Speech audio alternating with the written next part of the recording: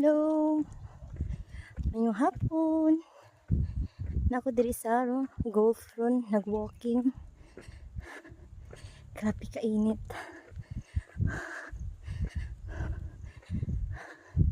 Gani nga grabe kainit. Sa 1 hour walking, no? Hindi mo ta pumaluya. Naluya ko tungod sa init. Grabe kainit. Oh. Sa umanta nga, di naman ta ko walking og morning. Kay klase ng mga bata. So, ari na dyan ko maka-walking sa hapon. Di ko na makaya eh. Marag